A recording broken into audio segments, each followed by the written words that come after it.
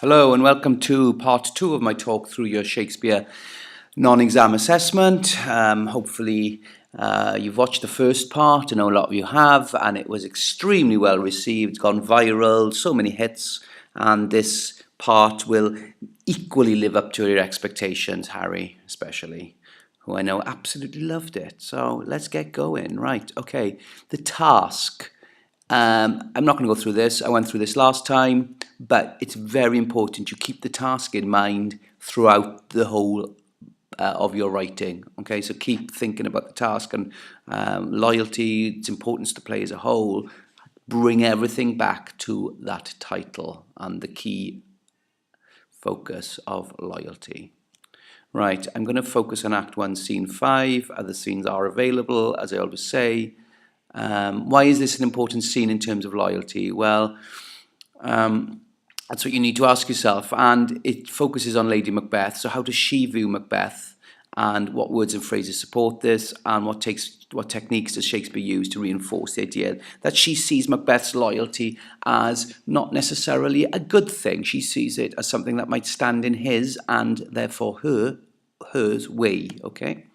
So this is the start of the first scene. Now, just previous to this, she's had the letter, bringing her fully up to speed with Macbeth and everything he's been up to on the battlefield and with the witches and what they've promised him. So she knows all about it.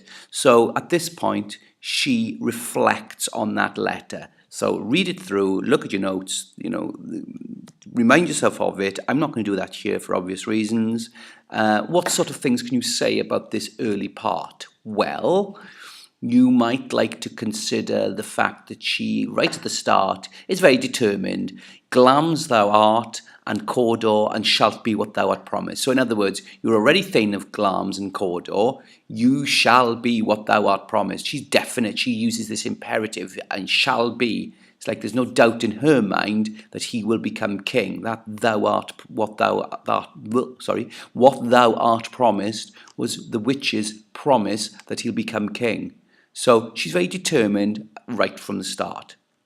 I fear thy nature.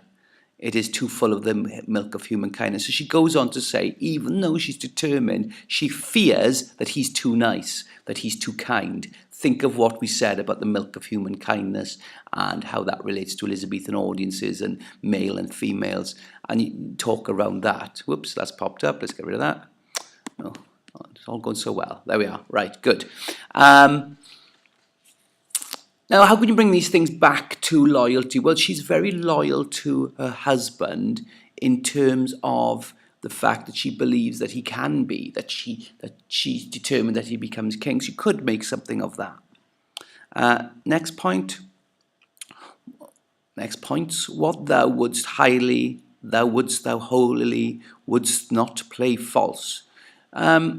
She knows that, if I go back to that one, if she knows that he is not going to do things in a sneaky way, he's very moral, and anything that'll happen would have to happen holily, in other words, properly, without any deceit, that he won't play false, that he won't be sly, he won't be false. So, again, we are talking about his loyalty to Duncan here, that he won't go against that in her view, and she doesn't see that as a good thing, because that, in her mind, is holding him back. She repeats the wouldst highly, wouldst holily, wouldst not play false. So the repetition shows how sure she is of that, and that she knows how loyal he is. So she wishes that him there so that she may pour my spirits in thine ear. And we might think of that as her speaking to him and persuading him by pouring her words into his ear. Again, remember that this is how medicine was often administered in Elizabethan times, through the ear. And it also reflects on the spirits that perhaps she's calling on, the witchcraft that he's already been infected with, to pour those into his ears. So there might be a lot of double meaning here around this and how she can tackle this loyalty, this goodness in him, and start corrupting him. Okay, going back to the next part here. and have a read of that. Again, you could pick almost anything from here. There's lots of things we could pick out. I'm just picking out one or two things, maybe three. Can't remember. Right, come you spirits, unsex me here and fill me from the crown to the toe, top full of direst cruelty. So she's calling on the spirit world, the spirits, to make her more like a man and make her more cruel, so that she has that cruelty for the both of them. So she can start to erode Macbeth's loyalty, start to bring him to the dark side, so that he has the ability to go against his loyalty and fulfill this prophecy that he's going to become king. And she sees that as her job. So she is calling on the spirits to make her more cruel. Obviously, the use of the word crown is significant as well. She's talking about the top of her head, but it's by no mistake that it also links to crowns, as in the king's crown. I feel now the future in the instant. She is, again, so sure that this will happen. It's almost like she is foreseeing that he will become king, that she is determined that this will happen. And she says, great Glam's worthy Cawdor, greater than both by the all hail hereafter. She's piling on, isn't she, the adjectives great, worthy, the superlatives greater than both, that he will be greater than both these positions. He will be king. So she's got this belief in him. Okay. And then we come to the end, really, of this scene, towards the end, where Macbeth comes into the scene and greets her. And they discuss the fact that Duncan is going to be staying at the castle that night. And they come up with a plan, or rather, Lady Macbeth comes up with a plan. Oh, never shall sun that morrow see. She's talking about Duncan, of course, not seeing the morning, that he will die that night. So it's really her that drives the plan. It's her that is corrupting his loyalty. She should be loyal to Duncan, of course, as well. So you can discuss that in your essay, and that she's that she, having called on the spirits to make her more cruel, that loyalty she should have for her king as well as his is gone. And look how determined she is. Never shall sun that morrow see. She encourages Macbeth to be deceitful, look like the innocent flower, but be the serpent under it. So, don't show on top. Don't show outwardly what you're really feeling inside. So again, she's encouraging him to be disloyal, to be deceitful, and that metaphor that Shakespeare uses really exemplifies that. You shall put this night's great business into my dispatch. She sees it as a turning point, great business, important business.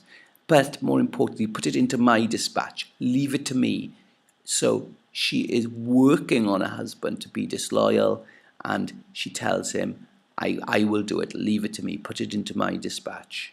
And again, you get those instructions, that imperative tone. You shall put this night's great business into my dispatch. She's obviously a very strong character.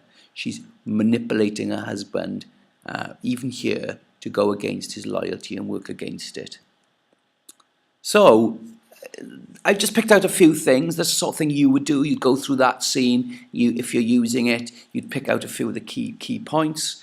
And you think about why it's an important scene in terms of loyalty. Well, we've already established that Macbeth is a very loyal person to Duncan. That the witches and their prophecies sort of made him rapt, and he started to think about it.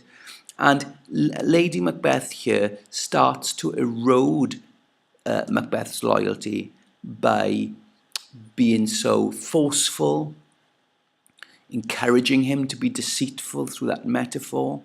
And as we saw, there's a number of phrases that you can talk about. She sees his loyalty as a weakness and a flaw in his character, and she's working hard to change that right from the start.